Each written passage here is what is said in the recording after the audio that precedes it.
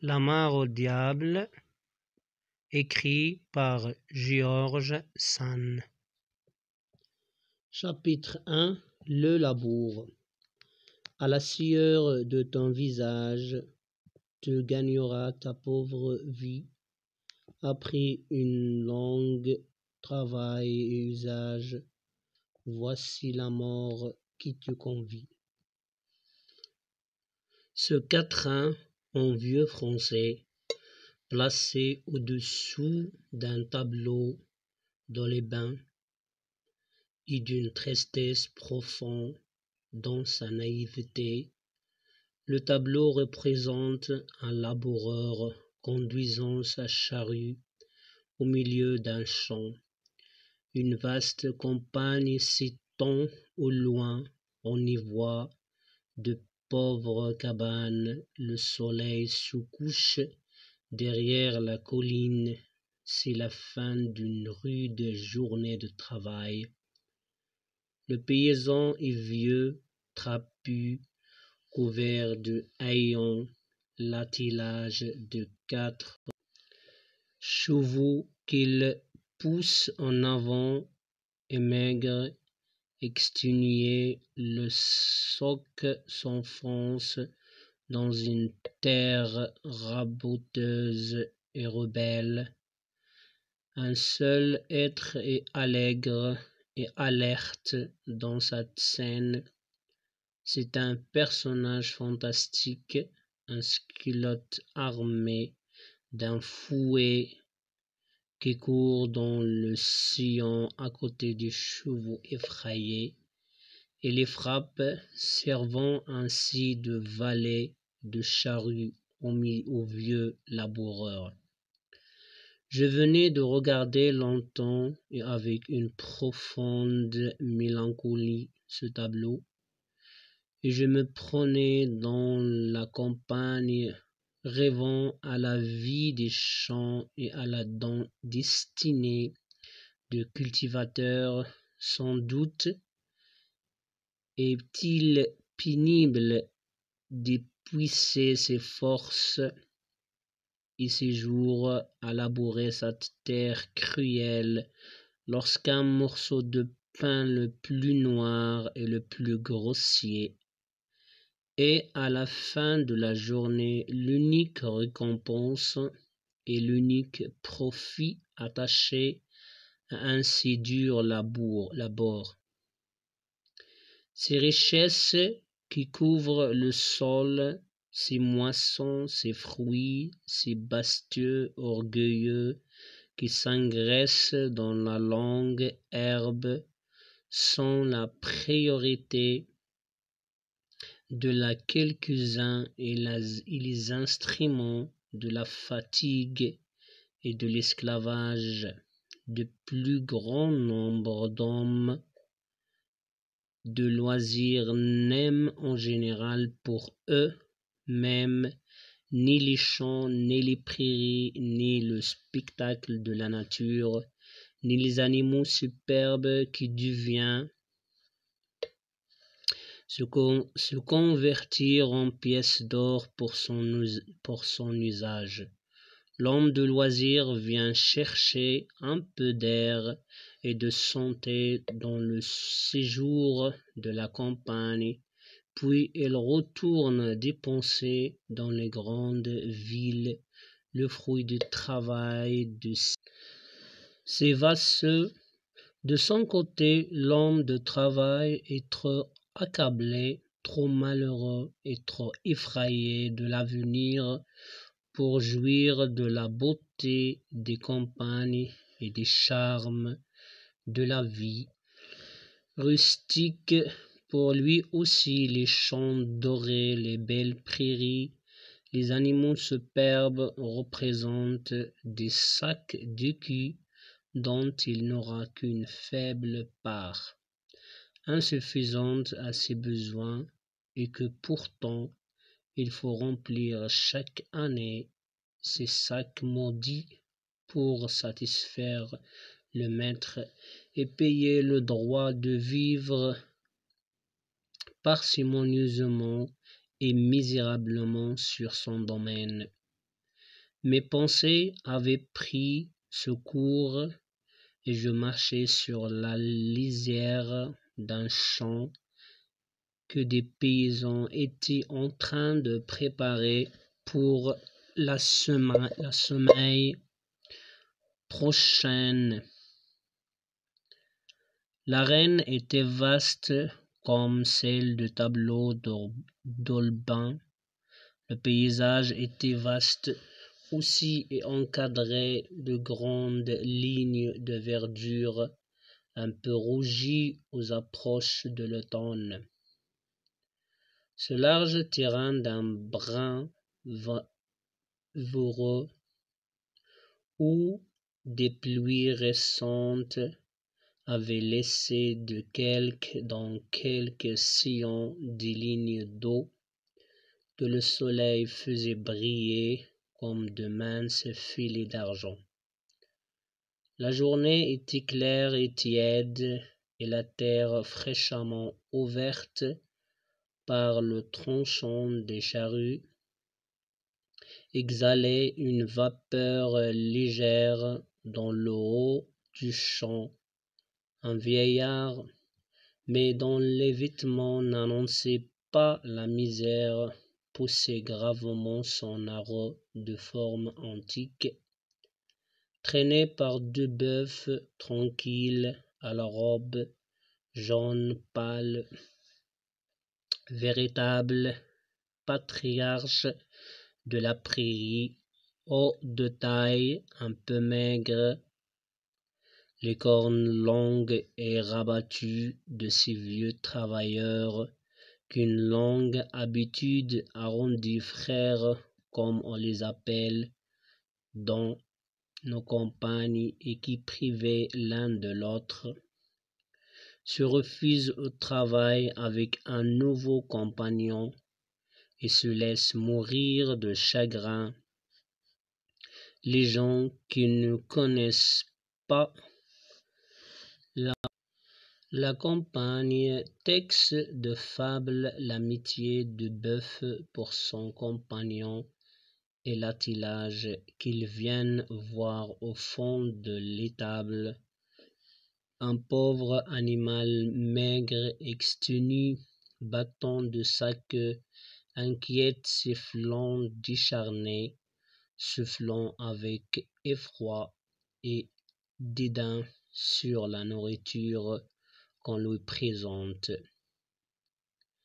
Les yeux toujours tournés vers la porte en grattant du pied la place vide à ses côtés, flairant les juges et les chaînes que son compagnon apportait, et l'appelant sans cesse avec de la déplorable mugissement de bouvier dira: c'est une paire de bœufs perdus, son frère est mort, et celui-là ne travaillera plus. Il faudra pouvoir l'engraisser pour l'abattre, mais il ne veut pas manger, et bientôt il sera mort de faim. Le vieux laboureur travaillait lentement, en silence, sans effort inutile. Son docile attelage ne se pressait pas plus que lui, mais grâce à la continuité d'un labeur sans distraction et d'une dépense de force éprouvée et soutenue, son sillon était aussi vite creusé que celui de son fils, que menaient à quelque distance 4 bœufs moins robustes dans une veine de terre plus forte et plus pierreuse. Mais ce qui attira ensuite mon attention était véritablement un beau spectacle, un noble sujet pour un peintre. À l'autre extrémité de la plaine labourable, un jeune homme de bonne mine conduisait un attelage magnifique. 4 paires de jeunes animaux à robes sombres, mêlées de noir fauve et reflets le feu, avec ces têtes courtes et frisées qui sentent encore le taureau sauvage.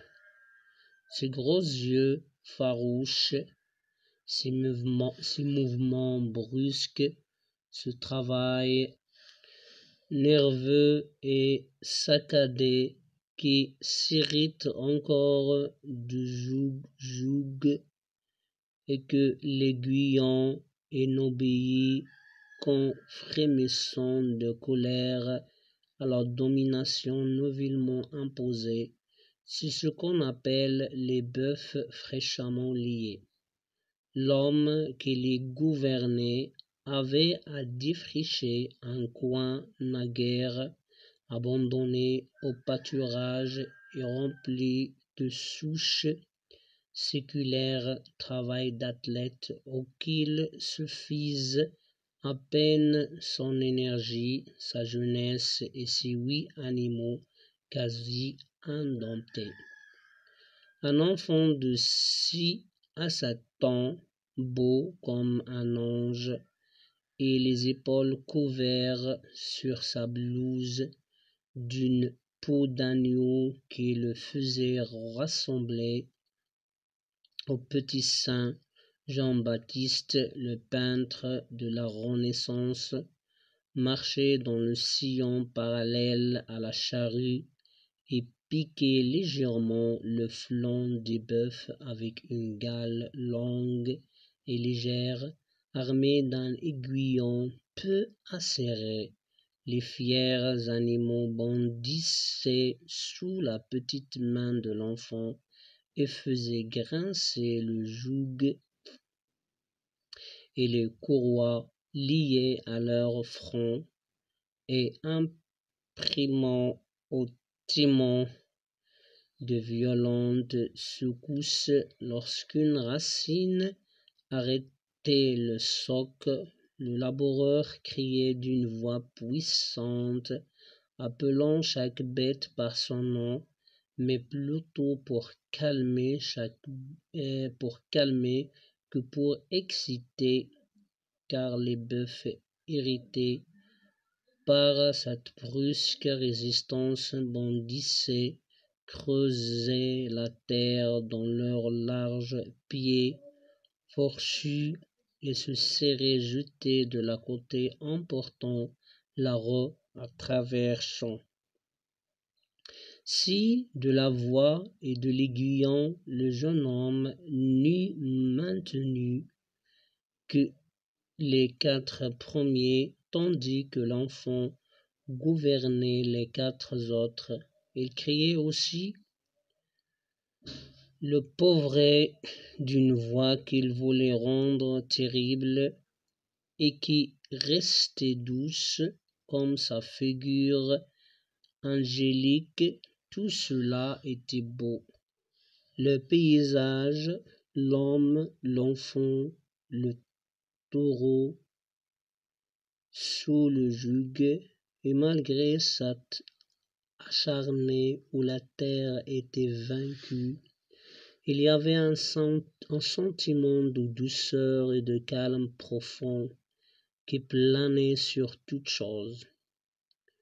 Quand l'obstacle était surmonté et que l'attelage reprenait sa marche égale et solennelle, le laboureur, dont la fiente violence n'était qu'un exercice de vainqueur et une dépense d'activité, reprenait tout à coup la sérénité des âmes simples et jetait un regard de contentement paternel sur son enfant, qui se retournait pour lui sourire.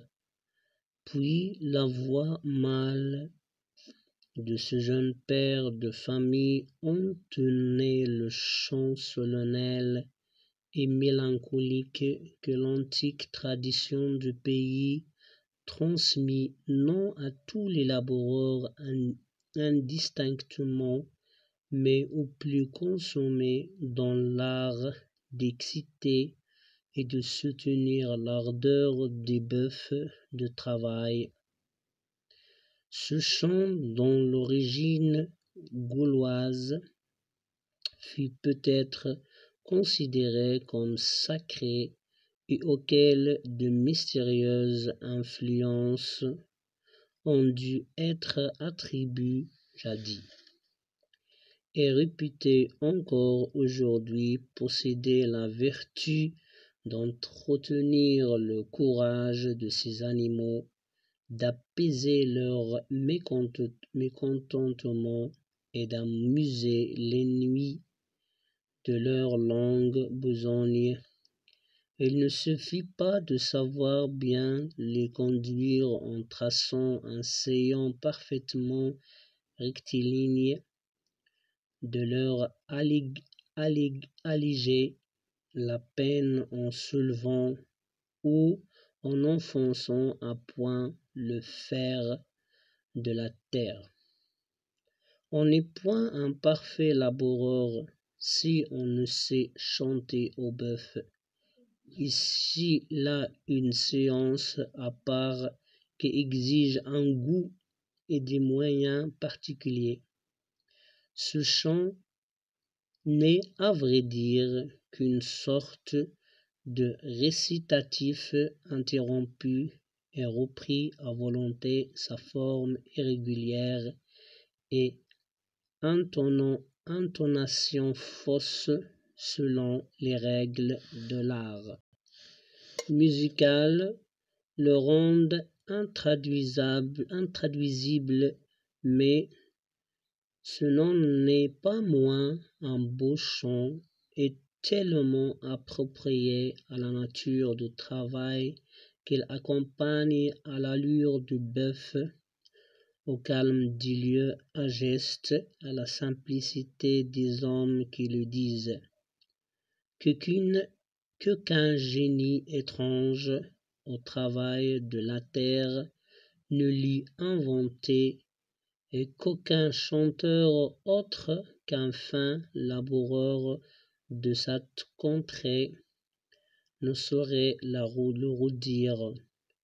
Aux époques de l'année où il n'y a pas d'autre travail et d'autre mouvement dans la campagne que celui de labourage, ce chant, si doux, si puissant, monte comme un voix de la brise, à laquelle sa tonalité particulière donne une certaine ressemblance. La note finale de chaque phrase tenue et tremblée avec une longueur et une puissance d'haleine incroyable monte d'un quart de ton en faussant systématiquement par une succession d'intervalles inappréciables à nos conventions musicales. Cela est sauvage, mais le charme en est inexprimable, et quand on s'est habitué à l'entendre, on ne conçoit pas qu'un autre chant pût s'élever à 6 heures, et dans ces lieux-là, sans en trouble l'harmonie. Il se trouvait donc que j'avais sous les yeux un tableau qui contrastait avec celui dans le bain, quoique ce fût une scène pareille. Au lieu d'un triste vieillard, un homme jeune et dispos, au lieu d'un attelage de chevaux harassés, 8 bœufs robustes et ardents, au lieu de la mort, un bel enfant, au lieu d'une image de désespoir et d'une idée de destruction, un spectacle d'énergie et une pensée de bonheur. Je connaissais ce jeune homme et ce bel enfant. Je savais leurs histoires, car ils avaient une histoire, tout le monde a la sienne, et chacun pourrait s'intéresser au roman de sa propre vie. Il avait compris, quoique paysan et simple laboureur, Germain s'était rendu compte de ses devoirs et de ses infections. Il me les avait racontées naïvement, clairement, et je l'avais écouté avec intérêt. Quand je lui regardais labourer assez longtemps, je me demandais pourquoi son histoire ne serait pas écrite, quoique ce fût une histoire aussi simple, aussi droite et aussi peu ornée que le sillon qu'il traçait avec sa charrue. L'année prochaine, ce sillon sera comblé et couvert par un sillon nouveau. Ainsi s'exprime et disparaît la trace de la plupart des hommes dans les champs de l'humanité. Un peu de terre l'efface et les sillons que nous avons creusés se succèdent les uns aux autres comme les tombes dans le cimetière.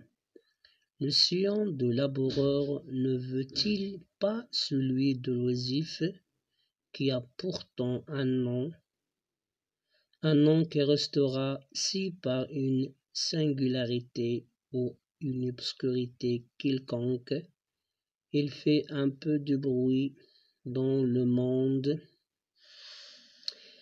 eh bien, arrachons, s'il se peut, au néant de l'oubli, le sillon de Germain, le fin laboureur. Il n'en saura rien, il n'en s'inquiétera guère, mais j'aurai en quelque plaisir à le tenter. Chapitre 2. Le père Maurice. Germain lui dit un jour son beau-père: il faut pourtant te décider à reprendre femme. Voilà bientôt 2 ans que tu es veuve de ma fille, et ton aîné a 7 ans. Tu approches de la trentaine, mon garçon, et tu sais que passé cet âge-là, dans nos pays, un homme est réputé trop vieux pour entrer en ménage. Tu as 3 beaux enfants, et jusqu'ici, ils ne nous ont point embarrassés. Ma femme et ma bru les ont soignés de leur mieux et les ont aimés comme ils le devaient. Voilà père quasi élève. Il pique déjà les bœufs assez proprement. Il est assez sage pour garder les bêtes auprès et assez fort pour mener les cheveux à l'abreuvoir. Ce n'est donc pas celui-là qui nous gêne, mais les 2 autres que nous aimons pourtant, Dieu le sait. Les pauvres innocents nous donnent cette année beaucoup de soucis. Ma bru est près d'accoucher et elle a encore un tout petit sur les bras.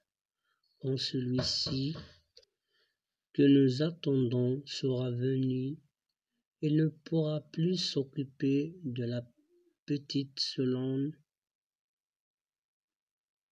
et surtout de ton Sylvain qui n'a pas 4 ans et qui ne tient guère en repos ni le jour ni la nuit. C'est un sang vif comme toi, ça fera un bon ouvrier, mais ça fait un terrible enfant et ma vieille ne court plus assez vite pour l'attraper. Quand il se sauve du côté de la mare ou quand il se jette sous les pieds des bêtes, et puis, avec cet autre que ma bru va mettre au monde, son avant-dernier va retomber pendant 1 an au moins sur les bras de ma femme. Donc, tes enfants nous inquiètent et nous surchargent. Nous n'aimons pas avoir des enfants mal soignés et quand on pense aux accidents qui peuvent leur arriver. Faute de surveillance, on n'a pas la tête en repos. Il faut donc une autre femme et à moi une autre bru. Songez, mon garçon, je t'ai déjà averti plusieurs fois, le temps se passe, les années ne n'attendront point. Tu dois à tes enfants et à nous autres que voulons que tout aille bien dans la maison de te remarier au plus tôt. Eh bien, mon père, répondit le gendre, si vous le voulez absolument, il faudra donc vous contenter, mais je ne veux pas vous cacher que cela me fera beaucoup de peine et que je n'ai guère plus d'envie que de me noyer. On sait quand on perd et on ne sait pas qui on trouve.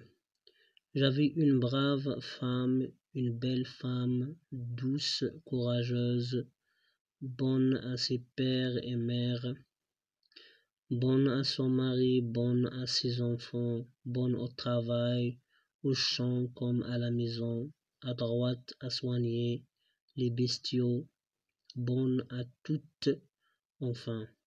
Et quand vous me l'avez donnée, quand je l'ai prise, nous n'avions pas mis dans nos conditions que je ne viendrais à l'oublier. Si j'avais le malheur de le perdre, ce que tu dis là est d'un bon cœur, Germain, reprit le père Maurice. Je sais que tu as aimé ma fille, que tu l'as rendue heureuse et que si tu avais pu contenter la mort en passant à sa place, Catherine serait en vue à l'heure qu'elle est. Et toi, dans le cimetière, il méritait bien d'être aimé de toi à ce point-là.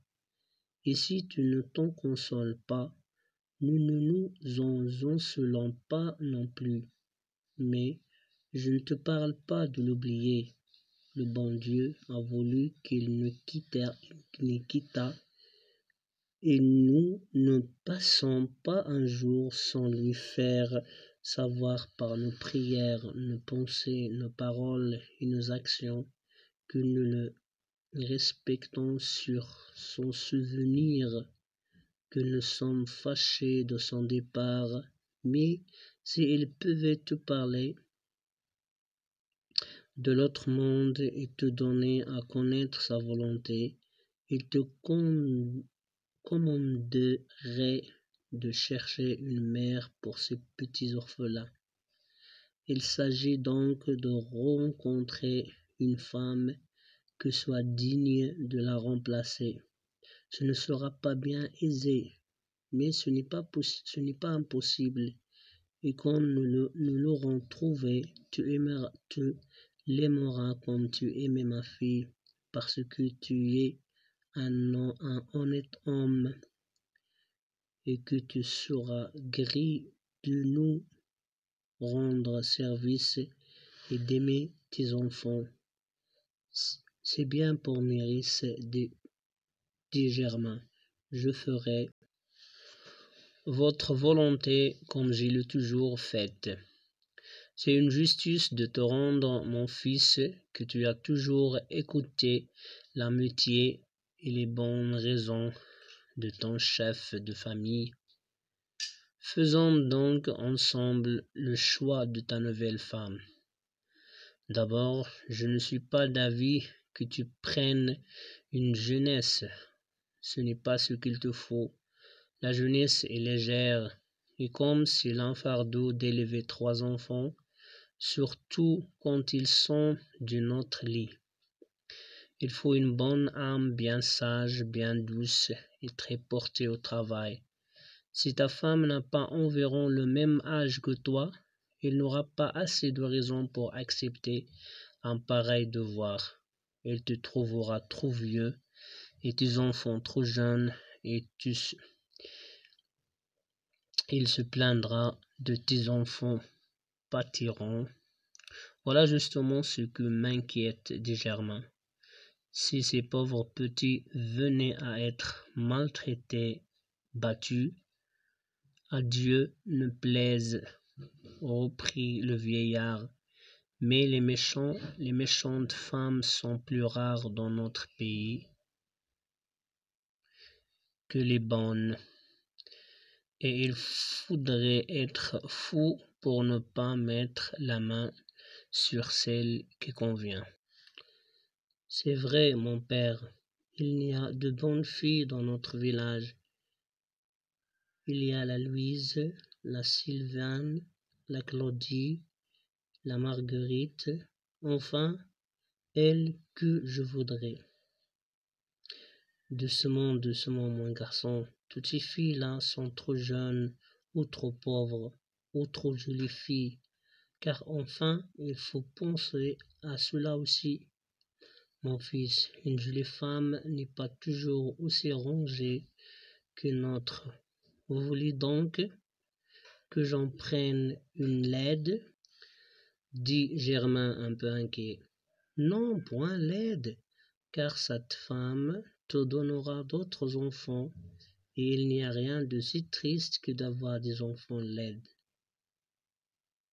Chétif et malsain, mais une femme encore fraîche, d'une bonne santé, et qui ne soit ni belle ni laide, ferait très bien ton affaire.